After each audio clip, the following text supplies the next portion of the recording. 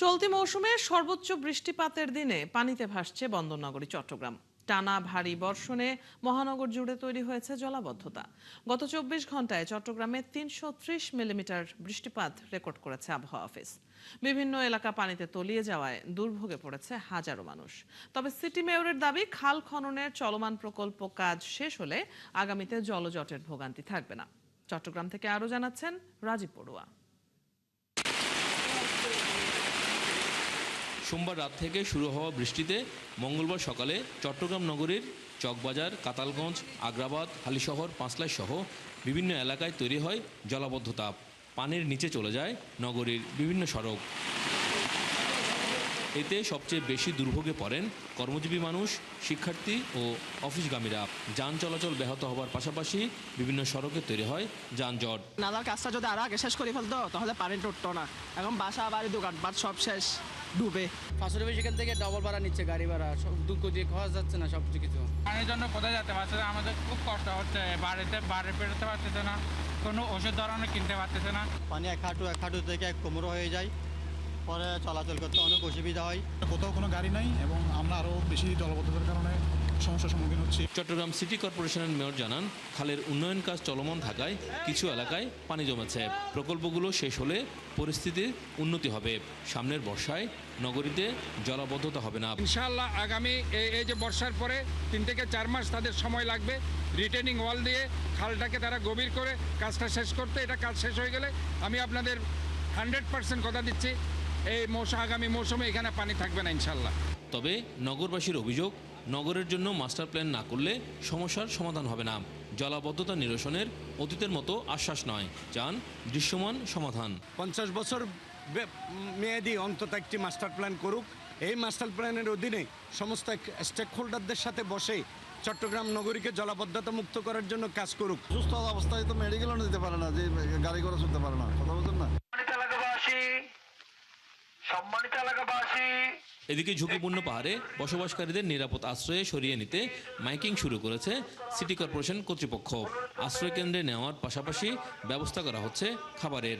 একই সঙ্গে চলছে খাল ও নালা দিয়ে দ্রুত পানি নামানোর কাজ। ধরনের খাদ্য সামগ্রী এবং শেল্টার স্টেশনে থাকার ব্যবস্থার জন্য কিছু দ্রব্যাদি আমরা অ্যারেঞ্জ করেছি। গত বছরও এটা করেছি, এবারও এটা মেয়র মহোদয় চালু রেখেছেন। এদিকে আবহাওয়া অধিদপ্তর জানিয়েছে, গত 24 ঘন্টায় চট্টগ্রামে 330 মিলিমিটার বৃষ্টিপাত রেকর্ড হয়েছে।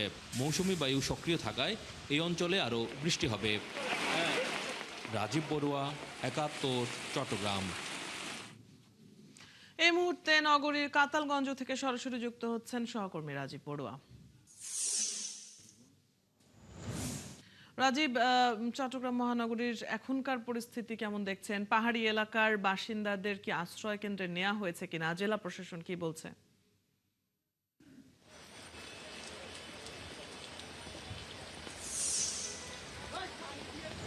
গত 24 ঘন্টায় এখানে প্রায় 330.8 মিলিমিটার বৃষ্টি হয়েছে। আবহাওয়া অফিস সেটাই বলছে, যে তারা বলছে যে গত 30 বছরে এরকম বৃষ্টিপাত আসলে হয়নি। তো আমরা দেখছি যে গতকাল থেকেই কিন্তু বৃষ্টি হচ্ছিল। তো আজকে বৃষ্টি যেহেতু বেড়ে গেছে, বিভিন্ন যে নিম্নাঞ্চলগুলো রয়েছে সেগুলো পানির নিচে তলিয়ে গেছে। তার মধ্যে পাঁচলাই, কাতালগঞ্জ, চকবাজার, আগ্রাবাদ, হালিশহর, এইসব নিম্নাঞ্চলগুলো আসলে পানির নিচে তলিয়ে গেছে এবং সকাল থেকে আসলে লোকজনের ভোগান্তি, যারা অফিসগামী, স্কুলগামী, তারা খুব ভোগান্তির মধ্যে পড়েছে। অনেকগুলো বাসাবাড়িতে, তার দোকানপাটে পানি ঢুকে পড়েছে।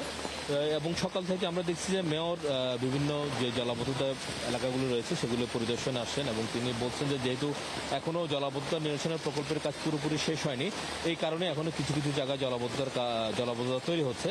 তো আগামীতে, বিশেষ করে সামনের বছরে তিনি বলছেন যে আশা করা যায় যে সামনের বছরে তার জলাবদ্ধতা হবে না। তবে নগরবাসী বলছে আসলে এই ধরনের আশ্বাসের কথা তারা প্রতি বছরই আসলে যখন বর্ষা হয়, জলাবদ্ধ হয়, তখন তারা শোনেন। তারা চান যে একটি দীর্ঘমেয়াদী একটা পরিকল্পনা এবং মাস্টার প্ল্যান নিয়ে যেন কাজ করে, এই বিষয়টি তারা বলছে। কারণ তাদের যে ভোগান্তি, সেই ভোগান্তি প্রতি বছর বর্ষা আসলে হচ্ছে।